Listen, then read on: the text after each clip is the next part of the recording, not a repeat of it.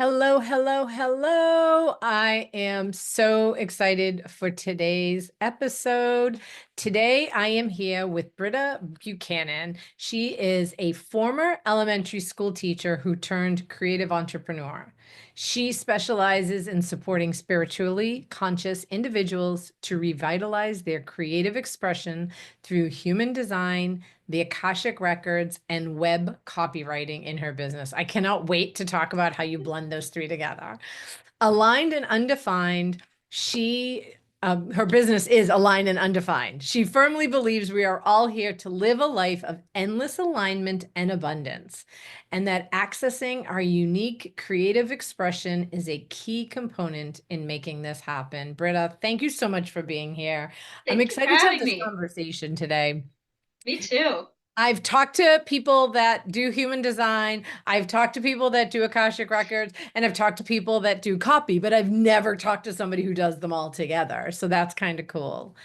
So tell us a little bit about how you went from being an elementary school teacher Yeah, to, human design and Akashic Records. absolutely. Where did we even begin? I was a teacher. I was in education for most of my 20s. I didn't go to undergrad for education, though I ended up teaching English in Thailand. And then I came back and was teaching English online to students in China. And um, what else did I do? I was a substitute teacher. I was a tutor and all these things in education. And eventually I went and got my master's degree. And then I was a classroom teacher for a few years. And although I love teaching, I love kids, I've always loved teaching. I was really struggling in my teaching job. I just found it exhausting. I mean, teaching is a lot as it is, Oh, but sure. um, found it exhausting. I was struggling with my classroom management. There was a lot of things that just weren't working out. And around the same time as I was doing my teaching, I came into human design.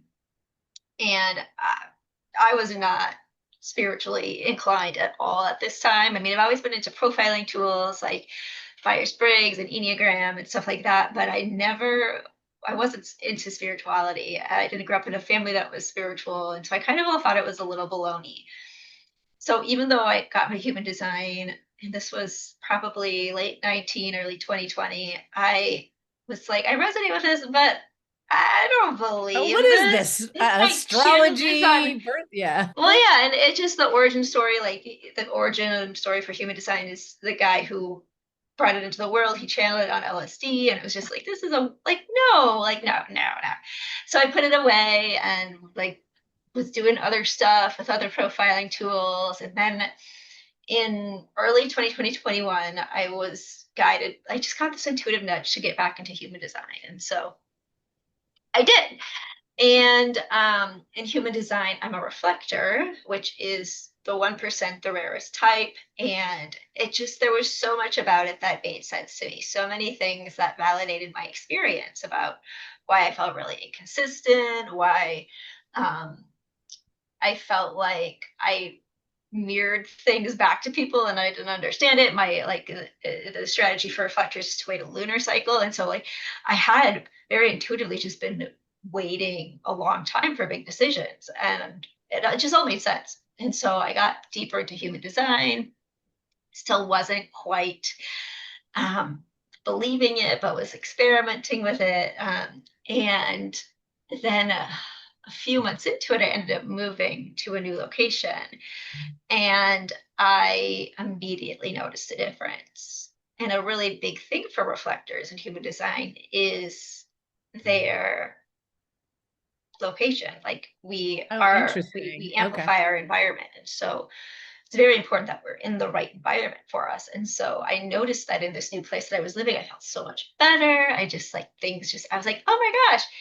And that was kind of when it clicked, when, oh my gosh, like I'm actually, There might be some truth to I this think I might stuff. actually believe this. And so I was going deeper into human design. And then probably about a year later, I was introduced to the Akashic Records. And at that point, I was eager for more spiritual content, but I didn't really know where to find it. So I was listening to a podcast and I heard someone was on there talking about the Akashic Records, and I was like, oh, I don't know what this is, but I need to know more. And so I started learning about the records, kind of learning about it from this person who was on that podcast. I started listening to her podcast. And then in March of 2023, I opened my own records for the first time. And so then that was a whole world. And I decided to leave the classroom in 2023. So I made the decision in December of 2022, and I told my admin I'll wait out the year, but I'm going to be done here. And as I was leaving, I was just like, well, I mean, I might as well put these tools that I'm finding value in and make a business out of them. And I had no idea what I was doing. I've learned a lot Right. along the way. Um, and as time has gone on, my business has evolved into helping people revitalize their creativity, their life force, their expression. I've added copywriting to it, and there's still some evolving going on there. But really, just I've come, and it comes so much from my own personal journey of really wanting to help people to find their creativity, to find their life force, to find their expression. Because I think a lot of my life story was kind of just falling into things because that's what you do. You know, you leave college, you get a job, like, and all that. And, but not really being awake to what really lit me up. And so much of this journey since leaving the classroom has been, okay, but what do I really want to do? And what ignites my expression?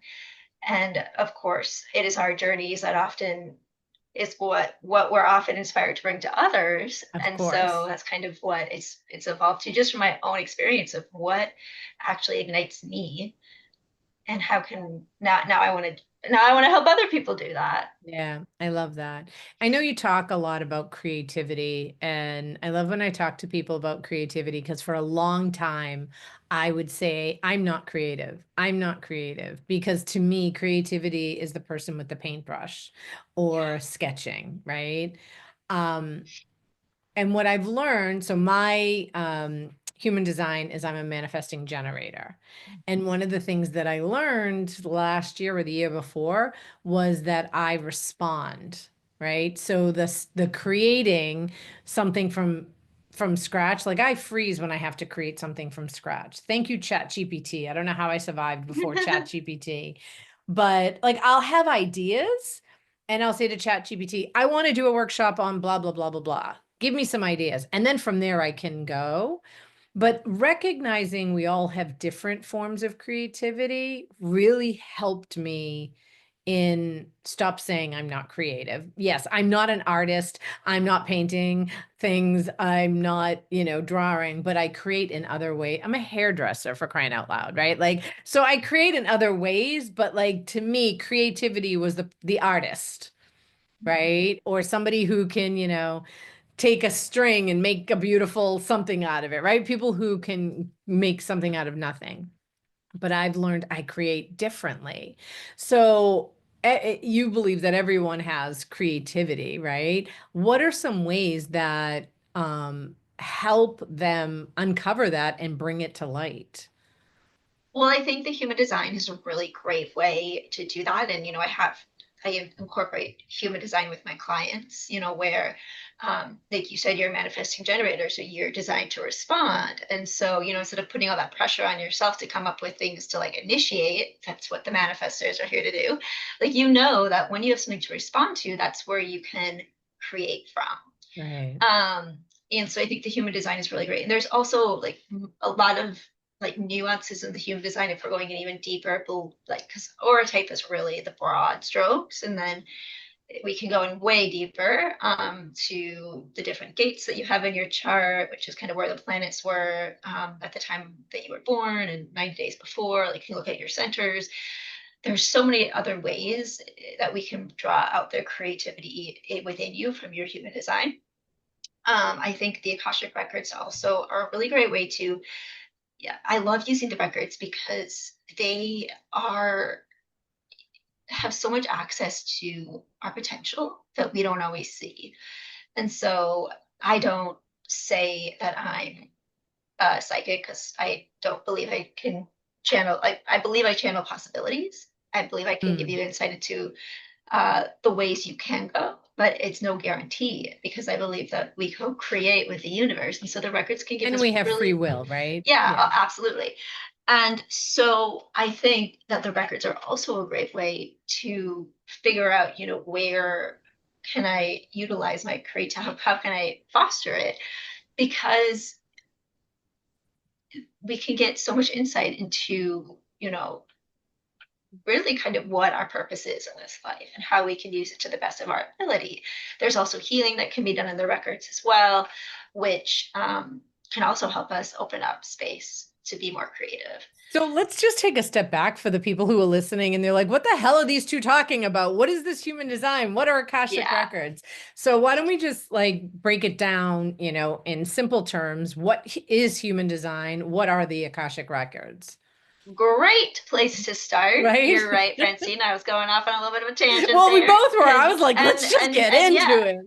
absolutely. But also understanding that there might be people watching who haven't heard of these modalities before. Mm. So, human design is your energetic blueprint. It is the basically where it kind of like astrology, where it takes account, like you put in your birth time and birth details, and it takes into account where the planets were at the time of your birth, as well as 90 days before you were born. And so it incorporates elements of the Chinese I Ching, the Hindu chakra system, the Kabbalah tree of life, Western astrology, and it's just you get this body graph and you get this chart of who you're designed to be. And it gives you insights into how you're designed to make decisions, via your strategy and authority. And then you can also go deeper and really find out the depth of like there's like I would say strategy and authority is the most basic part of human design, but then there's so much more that you can uncover through your chart about how you're designed to move through the world and where your superpowers are and how you can use those to the best of your ability. So it's really magical and really affirming. Like it just, like I said, when I found out my human design, it just was like, this all makes sense. And I don't understand how it works, but I can't deny that there's something there. Um, And there's five different designs, right? So do you want to just mhm. briefly Yeah, mention them and give sure. a high level of each? So there's five types. Some people would say four, but I was top five, and I think that makes the most sense. So we have our generators, and these people make up the majority of the population. They have what's called a defined sacral center. So that means that they have consistent life force energy in the way they move through the world. These are the builders of the world. Generators are here to build up the world, whether that be building a house or building a business that is going to add something beautiful to life. Um, their strategy is to respond. So you mentioned that like it's not about going out and initiating, it's about responding and really finding what lights you up and following what lights you up.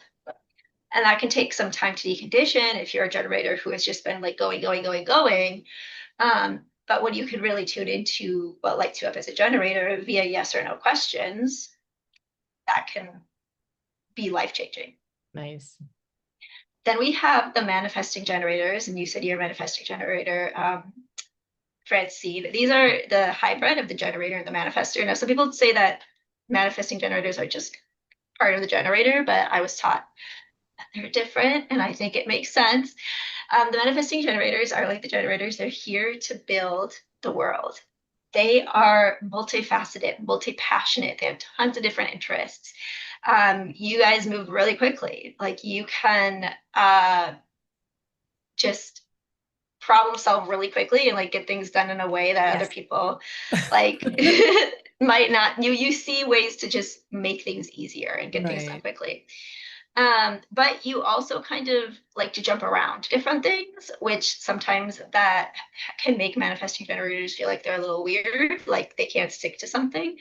But that's part of your design is to be multi-passionate, to, maybe for 3 months you're really into knitting and then you're like, that. Like I want to try ceramics, and like that's totally okay because you're designed to be like that.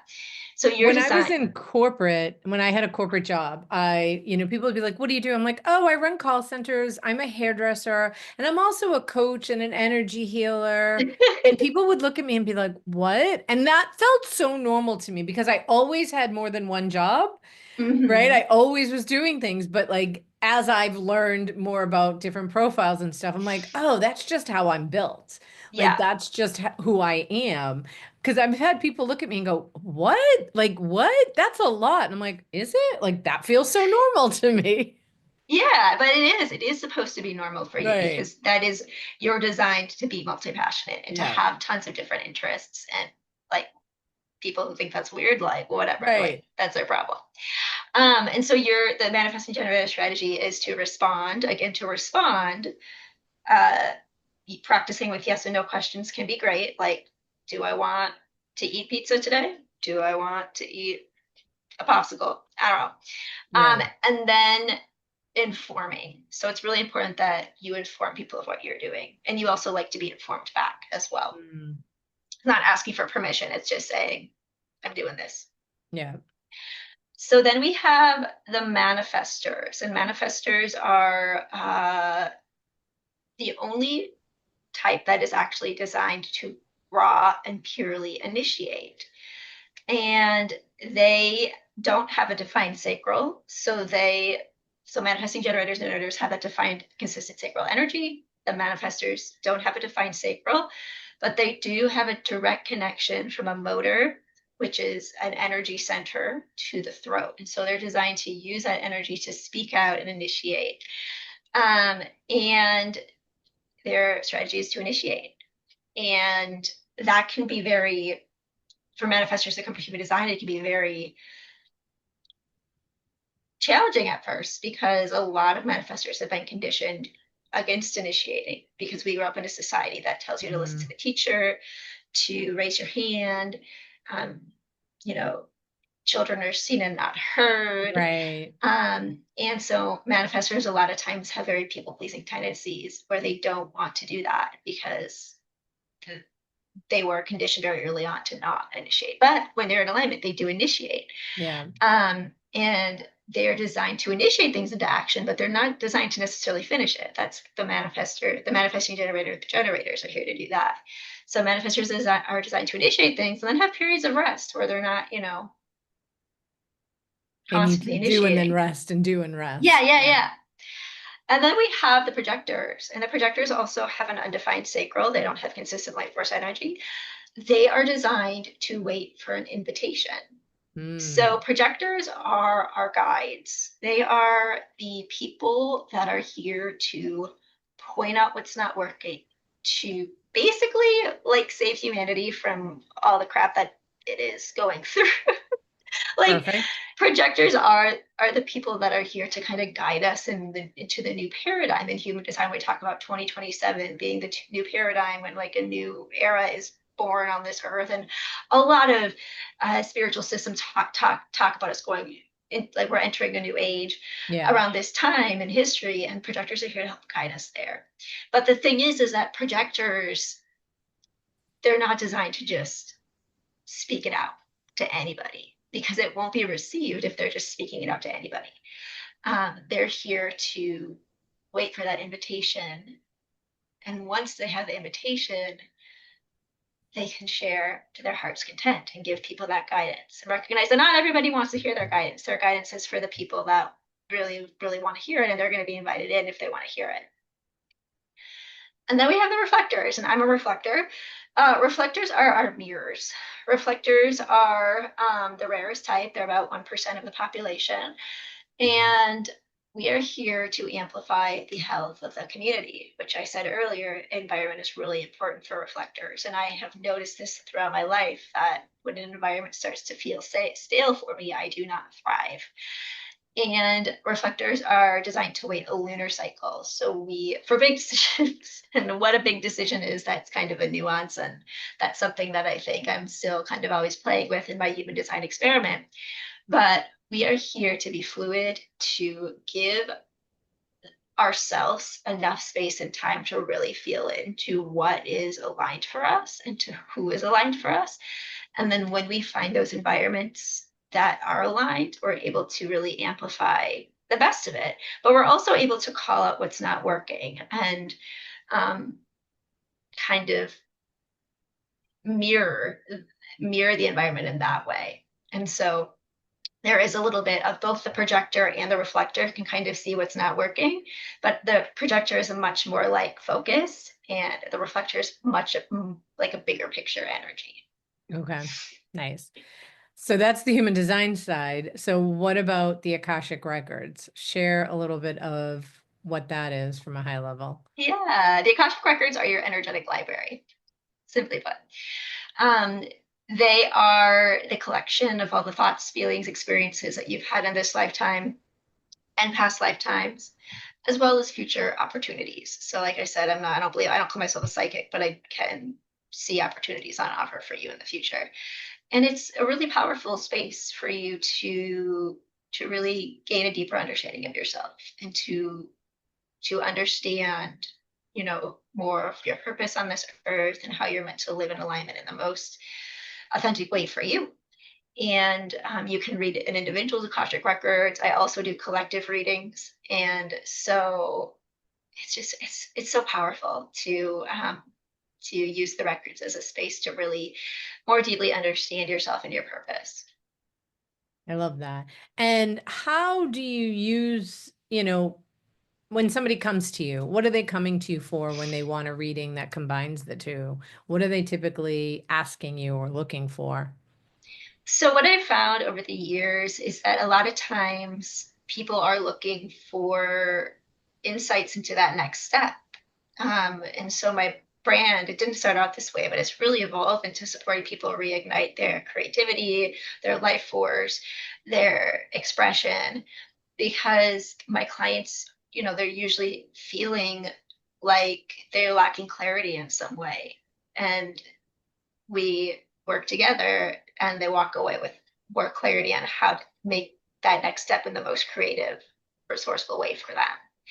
And I use the Akashic Records and human design together is because I found when I was practicing, when I was first getting started, that if I knew someone's human design, it would start to come through in the records. And it would be like, oh, so you're this, like, this is your type, and this is why you were born as this type, or you have this element of your chart, and this is relevant because. And so I started offering combined sessions, which I still do, where I will spend time looking over the human design chart and really getting an idea of that. And then we'll go into the records. And the majority of the time, elements of the human design will pop up and add flavor and nuance and just a more of a fun, juicy story to what's coming through on the records. And if I understand the record, I've been starting to get interested in the records. I think I'm supposed to learn them. I had a dream a few months ago, and I was like, "Huh, all right, I'm gonna sit with that." But the records are your soul's energetic, right? So it's all lifetimes, and your human design is based on this. I mean, your birth date, right? So for this Mhm. lifetime, but are you the same human design in all lifetimes? So you're not the same human design in all Okay. lifetimes. There are elements of your human design that will like. So there's the person. This is a little bit more like human design mechanics, but there's Yeah. the personality crystal and the design crystal, which make up part like kind of the essence of who you are. Okay. And that's located in the G center, which is like your identity center in human design.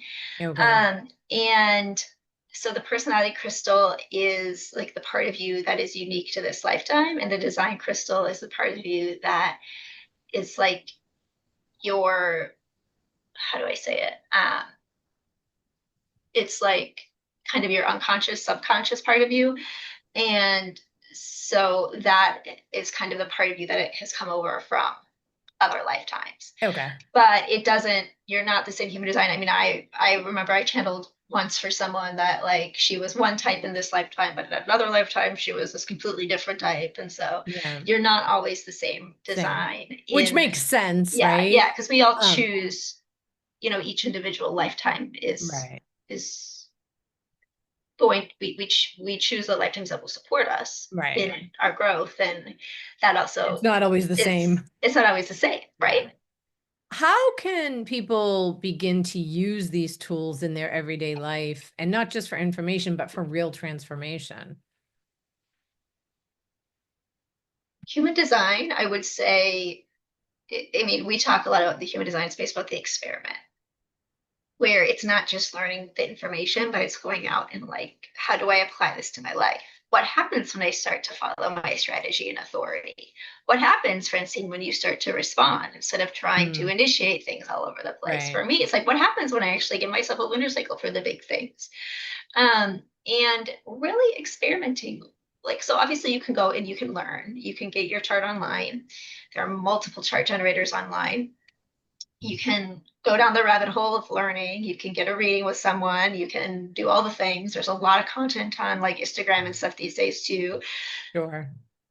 But you're not going to get the most out of it unless you actually start experimenting with it, until you Hmm. actually see it, see what it, like I said, what is it like when you start following your strategy and authority? What Right. happens? Do you notice anything shifting? Do you feel better about yourself?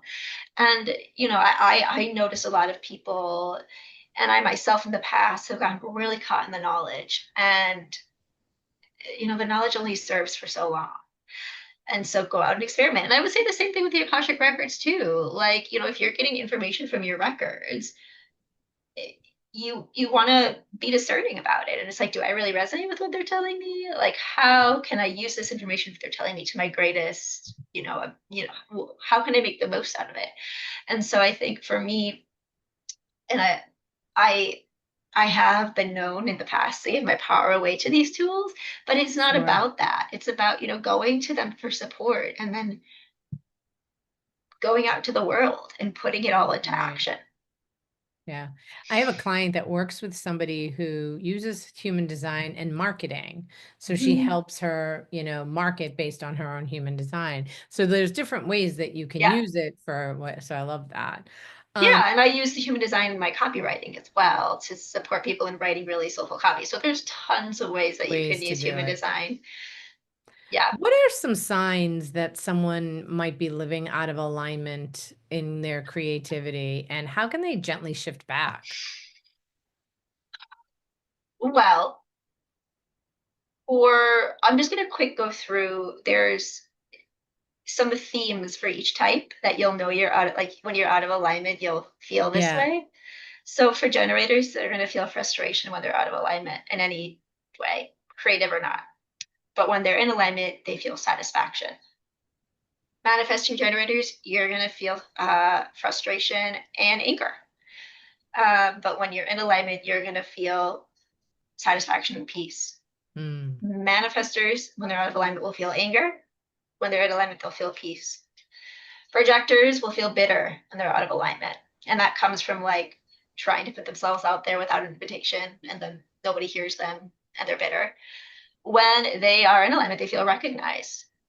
Um, Reflectors are going to feel disappointed when they're out of alignment, and they are going to feel surprised and delighted when they're in alignment.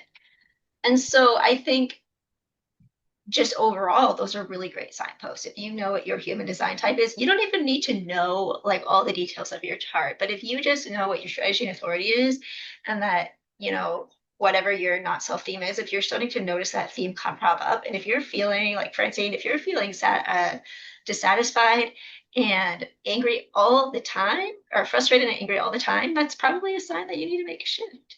right. And I also think that when it comes to creativity, we have these signposts for us in human design. But there's also, I think, wait, can you go back to the question? I totally lost my train of No, thought. I was just curious how someone who's out of alignment with their creativity and how they can begin to shift back. Like how do you recognize Yeah. it? And then what do you do to shift back? So, like I said, yeah, that was the question. Oh my gosh, I like just totally lost it. But that I was good think, information that you gave, so yeah, it was all yeah. good. So I think when it comes to the human design, it is you can use those. If you know your type, you can know like, oh, like I'm just this is a signpost for me that I'm out of alignment.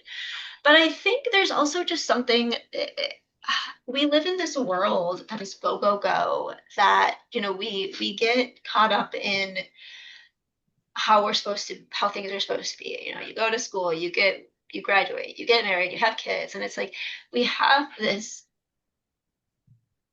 dialogue that we've been told.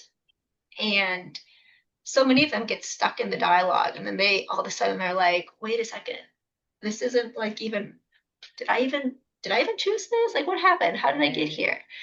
And so I think there's a recognition at some point for a lot of people that there's just like a feeling of, is this it? Like, I feel like there's more to life. Like, Right. um, and I think that's a big signpost that people are out of alignment with their creativity. Because when I talk about creativity, I don't just mean, like you said, being the artist or being the writer. For me, creativity is a daily experience. We Sure. create our lives every day.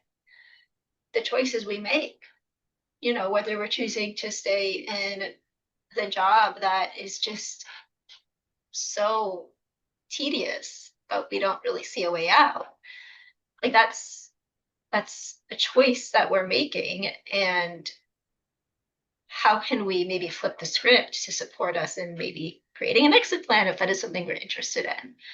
And so I think for a lot of people, what is a really great signpost, other than obviously the human design not self themes, the themes that I told you about earlier, is just a sense of, I feel like there's more, Mm. or like I feel like yeah, I feel like there's more. And so I think that's a good sign. And that could be like a really big change needed. Like, it's time for me to maybe think about rethinking this job that I'm in. Or it could be really small. Like, I've been doing this thing in my business for 3 years, and it's felt really good. And then all of a sudden it just doesn't. And I feel like there's more. And just recognizing that, being able to recognize when something just doesn't seem to be working anymore. And we're in these Love that. patterns that aren't serving Yeah. us.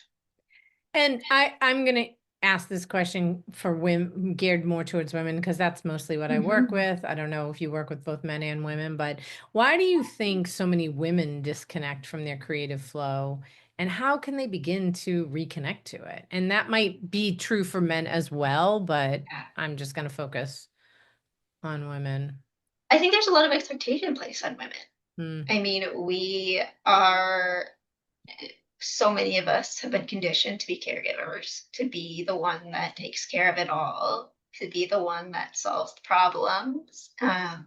Whether or not we have children or not, there's this nurturing, um, caring element that has been kind of conditioned into us from an early age. Um, and I also think that women, because of that, because we have been so conditioned collectively as women to be nurturers and caregivers, though we don't know how to receive. And I think I there's an, teach about receiving and yeah, how yeah. it's so And hard. creativity is to be open to creativity, to be open to living a wildly creative life. You have to be open to receive that, Mm, to receive those ideas, to receive those downloads, if you will, whatever right. the next creative step is. Like, you have to be open to receiving that, because it's not just about taking the action. I mean, I think a lot of people are told, like, there's a lot of talk in the spiritual community these days about taking aligned action, but it's like, what if you don't know what action to take? Right. You have to be open to receiving that action before actually taking it. And so You I know, I think, worked with a coach a few years ago who followed a lot of Abraham Hicks, and she just would really talk about manifestation and manifestation. And I was like, but I still need to do something. Like, I need to take aligned action. I can't just will and 20 clients are going to show up at my front yeah, door, right? Like, there's absolutely. still aligned action that needs to be taken. But if you don't know what that is, Mhm. then you have to figure that out. Yeah. And so I think a lot of times, specifically with women, what keeps women from receiving is or sorry, what keeps women from being creative, from opening up to their creative side, is just the pressure of being a woman and feeling like they have to be caring for everyone and doing all the things. Right. Um, and then also the receiving aspect. Like it's not, creativity can be open to all of us if we allow it, but we have to allow it in. Right. And, I work with a lot of women that have an addiction to busyness, and we keep ourselves busy, busy, busy because if we stop, then we're not worthy. Right. So I think there's a worthiness piece around that as well. Right. Like I'm just going to do all these Absolutely. other things because that's my worth. But if I stay, if I was stopped, Absolutely. yeah, And so many of the best ideas come in when we're not doing, trying, when we're right, just like in a state of being. Like right, I love getting out in nature. I love going on walks each day because like I know that those times and spaces are great ways for me to clear my head. right. And so I think a big part of, like you said, it's the busyness epidemic keeps us from receiving because it keeps us from being in a state where we can actually like let things in. I learned a few years ago, I had a friend teach me a beautiful lesson. We were in Starbucks and she was going to pay for my coffee. And I was like, no, no. And she offered again. And I kept saying no. And this went on for about 3 times. And then she looked me dead in the eye and she said, just say thank you. And that hit me like a ton of bricks. Now, if I can't receive a coffee, now granted it's a Starbucks and they're not cheap, but if Yeah. I can't receive a coffee from a friend, what else am I shutting myself off from?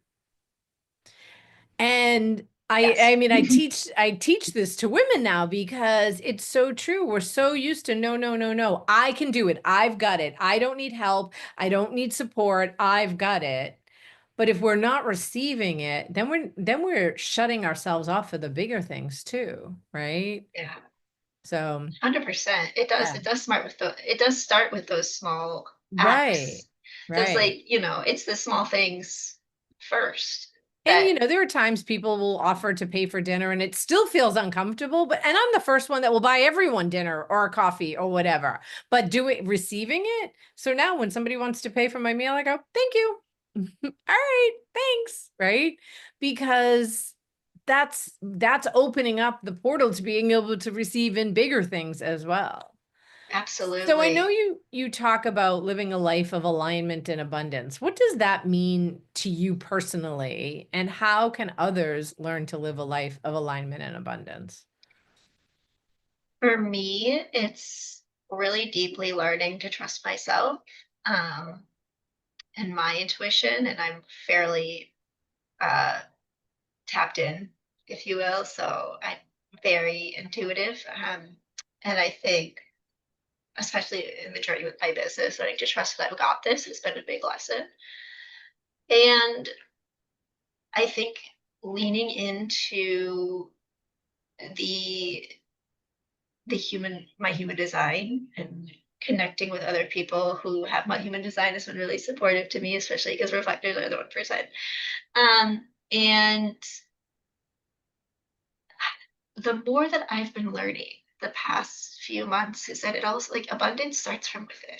Mm, And I think we live in this culture that has become so like not the whole culture, but there's like a subset of the culture, the spiritual realm that is so big at manifestation, like manifesting the car, manifesting the house, manifesting the dream job, yeah. manifesting, and none of it matters if you are not comfortable with yourself, Yeah.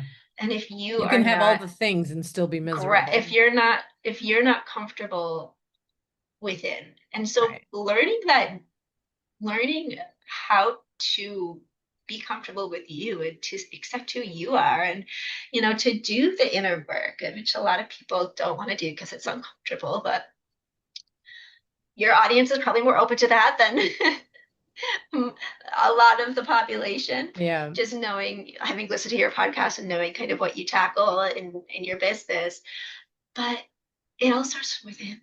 And the more that you can show up for yourself authentically in the way that feels best for you, and if human design helps you do the Akashic records, whatever tools feel aligned for you, Right. the more you will start to see the shifts in the outer world.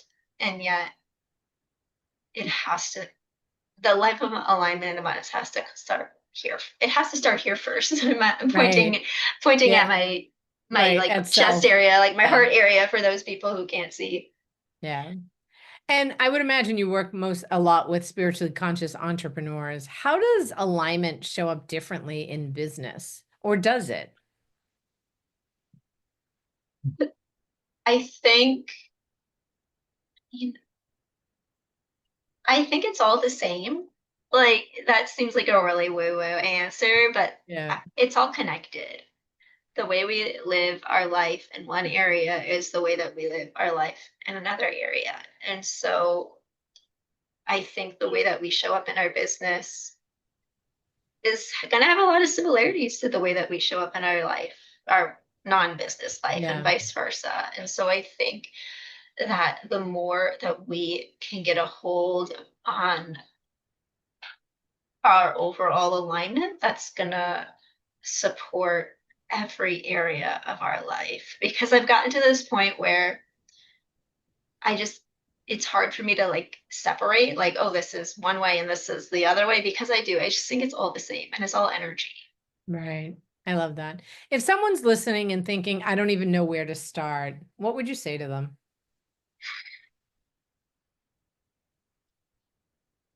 Find space to Mm, get quiet.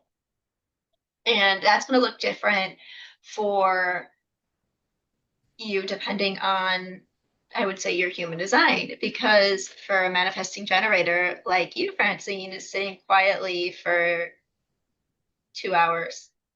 I don't know, I don't sit quietly for 2 hours ever, but like sitting quietly for an extended period of time might not feel aligned for you. Like go out and do something that yeah. allows you to get quiet, whatever way, whatever is your way of relieving stress.